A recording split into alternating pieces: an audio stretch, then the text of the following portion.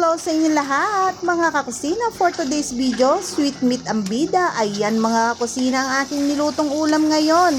Ang request and dedication ng aking Diyosawa na matagal na niyang sinasabi sa akin, magluto nga daw ako ng sweet meat dahil nagkikrave siya sa sweet meat. Ayan mga kakusina, pakipanood na lang ng buo kung paano ko siya niluto. Lutuan time na naman ng pananghalian. Ayan, ito ang ating mga ingredients para sa ating masarap na ulam. Meron tayo ditong star anise, merong dahon ng laurel, may pork cubes, may bawang, sibuyas. Ayan, syempre may pork tayo, meron tayong oyster sauce, soy sauce, vinegar, ketchup, soda, pineapple tidbits at saka tomato sauce. Yan ang ating ingredients ngayon na ating paghahalu-haluin para may masarap tayong pananghaliang ulam.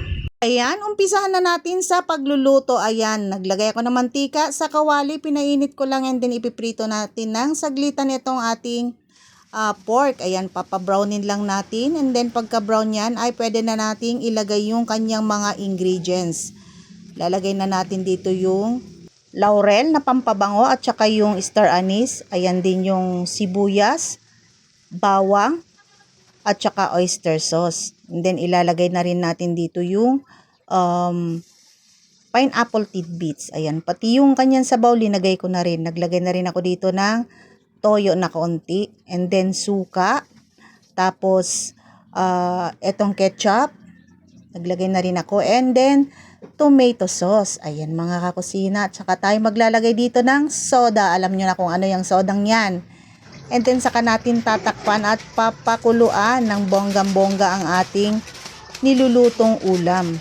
Then maglalagay tayo dito ng paminta. Ayan. Trinash ko na yung paminta para mabango ang ating nilulutong ulam. Then maglalagay din tayo ng pork cubes para mas lalong maglasang pork ang ating nilulutong ulam. Ayan mga kakusina, saka natin tatakpan and then bubuksan ulit pag okay na, feeling na okay na or paluto na ang ating nilulutong ulam. Ayan, ihahalo-halo lang natin para naman hindi manikit sa loob at baka masunog sa ilalim. Papangit ang kanyang lasa, 'di ba mga kakusina? Ganyan ang pagluluto.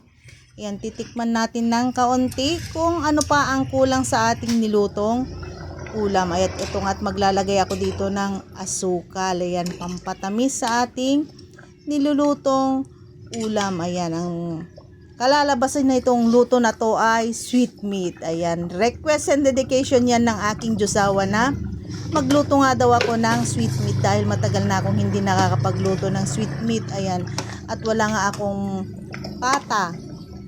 Ngayon sanang isi-sweet meat ko, pero yung nakita kong mga meat sa rep ay yan na, yung medyo may buto-buto at malaman, kaya yan na ang linuto kong ulam namin ngayong pananghalian. Ayan mga kakusina, ready na itong aking nilulutong ulam. Grabe ang bango, nakakagutom. Ayan, mapapa-only rice or extra rice na naman si Habi nito at saka si Junakis. Ayan mga kakusina, at isa-serve ko na nga ito para makakain na kami ng aking Junakis.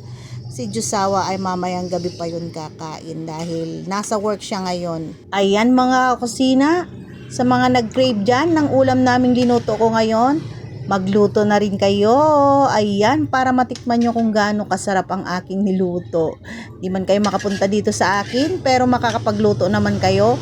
Kaya ayan, yung kung anong lasa nito ay ganun din ang lasa ng inyong maluluto. Ayan, maraming salamat sa inyo lahat mga kakusina sa palagiang panonood at pagsuporta sa akin. Thank you so much.